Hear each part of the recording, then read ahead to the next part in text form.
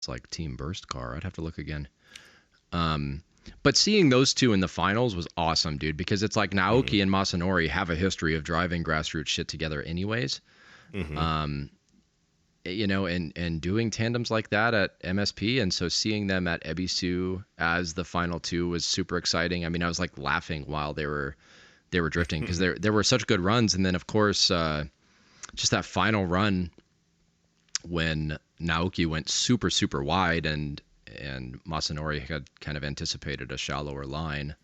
Hmm. I was like, fuck, man, that's it. Yeah. That's all she wrote.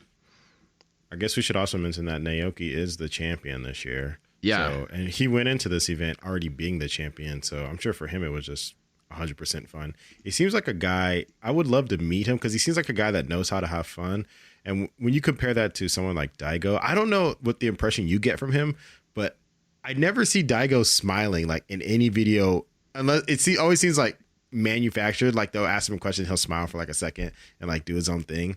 He's like a drifting robot though. He's like so fucking good that it doesn't matter. dude, And Daigo's then looking good too. Have you seen him? as far as drifting, No, I mean just his just appearance. in real life, yeah. I mean, He's a it fucking seems good like looking dude. Like he lost weight and shit. He looks like an anime villain now. I mean, he's Dude. like he's got his hands in so many different pots. Like he drifts all around the world. Yeah. He does all kinds. His shop is like insane. Like the cars he's building is insane. And then here you have like the grassroots guy coming up now, Naoki. It's like, Right. it's a David versus Goliath thing. Since I didn't follow the entire series, I don't know how close it was as far as points and everything. But Naoki's you go ahead. well, I was just going to say, when you think of drifting, D1, professional D1 drifting right now, those are the big names to me because everybody in the world pretty much know who Daigo Saito is. And anyone Right. that follows, like, you know, kind of up and coming stuff knows who Naoki is. He's definitely got the incredibly aggressive style, consistency, like everything you pretty much need. He just needed Right. like a shot. And I think last year he was having a pretty tough go of it because he was trying out that, or not trying out, but he had that S15 with the, I think 2JZ in it. And the couple events I saw, he was having a little bit of a struggle. Not that he was doing bad by any means. He just wasn't quite there. Right. And it seems like this year he just like put on to the next level. Naoki didn't drive D1 for a long time too, and he Mm-hmm. was kind of doing his own thing, and I feel like that was his period where it was like, he was really doing a lot at the grassroots level where everybody knew he was capable of like just crushing D1.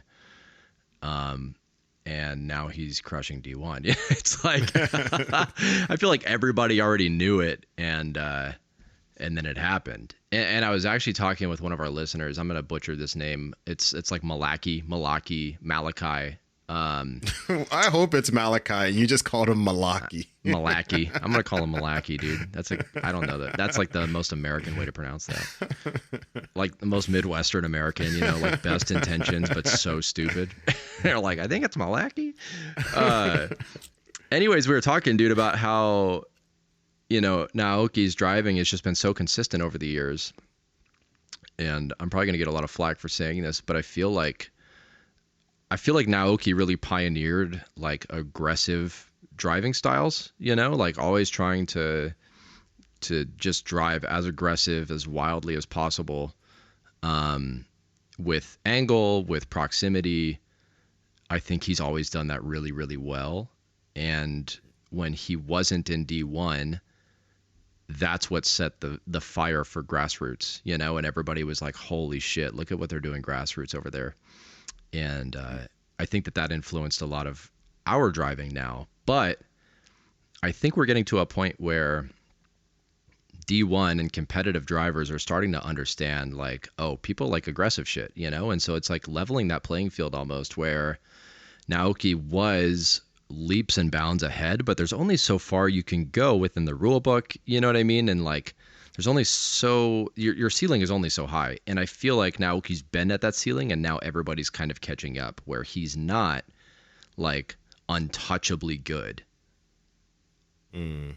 And so I feel like yes, he's an amazing driver. His wins are so like well deserved and justified.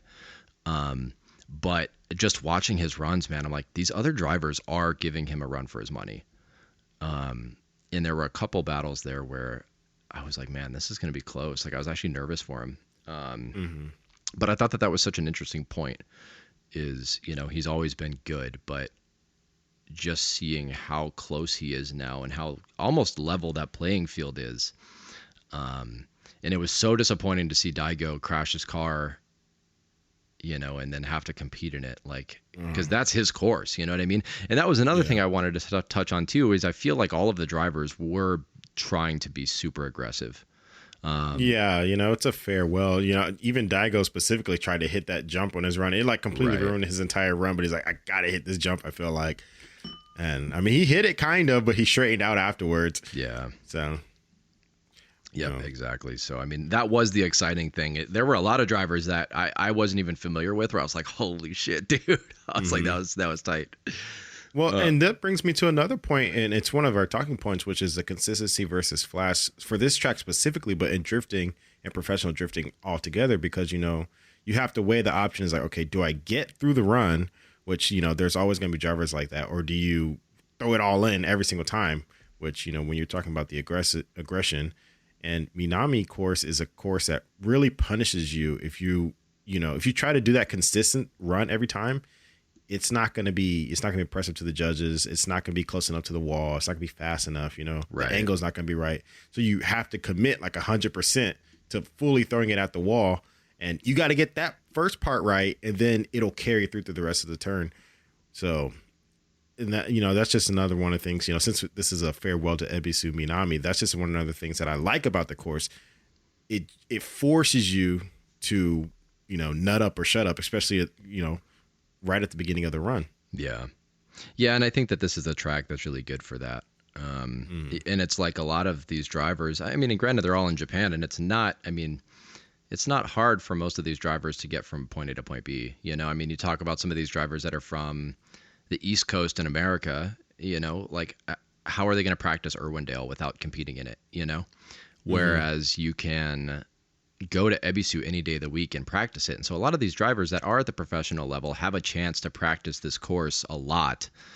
And so they don't have that issue of like, oh, I've never been here before. The only driving experience I have is in practice, like you don't really have that anymore. Um, just because they're all pretty familiar with the tracks, especially if they're at a competing level. And so I think with D1, you make a good point is like, you know, I think the point is no matter how consistent you are, that track is always going to change or something is going to change with the car. You know what I mean? Like you're never going to have consistency. Hmm. I think there's too many variables that make that track unpredictable. Yeah. Because even if you hit that jump from a different point, even if you're like a foot over, the crest, quote unquote, of that jump is Hmm. very different, and it's like a rounded crest. So if you hit it wide outside of your like the rumble strips, Hmm. you're really not jumping. You're just kind of flowing into the wall. Whereas if you hit it at the rumble strips or kind of directly over them, that's more of like a quote unquote jump. And so it's like Hmm. even your car placement will greatly affect the run. And I think that's what's so interesting is Daigo's been driving this track forever, and it's like Hmm. even he had a hard time shaking down a new car, and Hmm. so Yeah. I think it's kind Another of another thing I like about it, I'm sorry to cut you off, no, you're fine. but like even after you hit that jump and you're coming down, because I saw it a couple times in a couple of runs where you have a lot of momentum because it seems to me, and I haven't been in the course, but it's like downhill after that jump, right? Right. And so you can be in a good line, in a kind of good position, but it's just momentum carrying you and you're not on power the way you should be. And then you get to the bottom and you completely wash out. We saw it a couple of times in that last Yeah. event where Yeah. like, they line it up and they overcommit to the jump to make it look good and get close to the wall. And then it leaves them, you're assed out at the Saucing. bottom of the hill. Yeah. Yeah. So, and that's what I really like. And I'm sure there's tracks like that in the States and in Formula Drift and whatnot, but no track really shows your weaknesses or whatever you're lacking, other than a track like this. And I wish they would kind of take that concept and bring it more into drifting in general, at least at the professional level, where it's like because D1 in general usually runs like shorter runs, but Yeah, if each turn that you're hitting is make or break, that would be much more interesting. It adds depth. You know what I mean? right. I So think. I'm sad to see that kind of go. Well, I guess I'm gonna hold my sadness, because it's like they could come Hmm. back with something bitchin' next year. Yeah. Like it may not be Minami, but I will be interested to see what they decide to do Yeah. for the Well, I want to see series. them think about that kind of stuff because you see when they do like say something like Odaiba or whatever, where it's just a flat street course and they plan it out and they're like, okay, we want to have this type of turn, we want to have this. Right. But I'm wondering, and I'm assuming they do because obviously they're professionals. I'm wondering if they think about, okay, we know this turn after this turn is gonna, you have to hit it this specific way or else you're gonna wash out, and that's gonna be good to separate the drivers, stuff like that. Not just like, oh, well, this will be cool. There'll be a lot of smoke in the stands. The fans can see everything. Like, I want to see stuff that's challenging the drivers, like Minami does. Right. I know in the U.S., like Road Atlanta is very similar, where it starts on a massive downhill and a lot of Hmm. drivers will cook into it. You're totally right. I mean, I think that stuff does definitely challenge the drivers more, because even like Dallas for FD, it's like it was super flat, but they'd come in at, 100, 105 miles an hour. Hmm. And you could definitely do some damage there as well. And there were people washing off the course and stuff. So it's like, I think just setting it up in a way that is challenging, that's a good point. Yeah. But I'm Not not, saying I want to see people crash, but I want to see some challenge. right, right. Because there is a little bit that's to an extent like normal, Hmm. Yeah. So, um, yeah, it'll be interesting, man. I'm not super upset about it after learning that they're going to be doing a different course at Ebisu, but Hmm. seeing Minami go will be interesting. Yeah, I didn't know they were doing another course. So, I mean, that kind of, it's a bittersweet kind of thing then. Yeah. But, so real quick, let me get your opinion on this. Naoki versus Daigo. If Daigo was like he's kind of like the LeBron James, like he was on top now, and then you have Naoki kind of coming up. Which one do you prefer? Um, I like Naoki's driving style better, Mm-hmm. but I like Daigo's builds better, And so, like, we talked 2 episodes ago about, do we prefer drifting for the machines or for the driving style? And so that in my head is kind of where I'm differentiated because it's like, I've always liked Daigo's cars for the most part. Mm-hmm. But I think there is something to be said too for Naoki's commitment to his platform and like he's really figured it out, and so it's like his driving style is yeah, there's a lot to it, and I do think it's super influential. And so, yeah, that's kind of where I stand with it. I think I would Mm-hmm. probably rather watch Naoki. I don't know though. Yeah, probably because I think Daigo.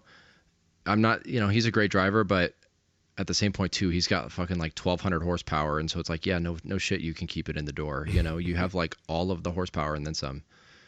Uh, Which I think gets a little bit boring to watch after a while because it's just kind of like playing in easy mode. uh-huh. Um, Yeah. so that's kind of where I stand and I've thought about that even when watching him with FD or D1. It's like he has so much horsepower that he could have like a 10-foot gap and close it in a second. It's just like Yeah. a blip of the throttle and then he's in your door. It's like no contest. Yeah. I mean, that's all those guys in especially in Formula Drift, like the power that they're pushing Well, it's nowadays. insane. Yeah. Yeah. But I'm firmly in the Naoki camp. Not that I'm hating on Daigo, because he definitely, maybe like 5 or more years ago, it would have been Daigo. Because he had that feeling of like the up and coming new kid on the block that's like taking other names. When someone's being great, you want to see them be great. But Right. once they've kind of done it, you want to see someone new come in. And now I feel like that's what we're getting to see is someone new come in. The only drawback that I have with Naoki, and you mentioned it, is that he's committed to his platform, which is I mean, I feel like the only reason why he's driving with a S15 with a 2J is because his Sylvia would not, be Yeah. competitive at all. It's because he Like has you have to yeah. step up, and drifting is kind of getting stagnant. So I want to see people, as far as the cars go anyway, I want to see people bringing new things to the table, which Daigo is doing, but that's because he's got like factory backing, like from Toyota and whatnot. So I want to see Naoki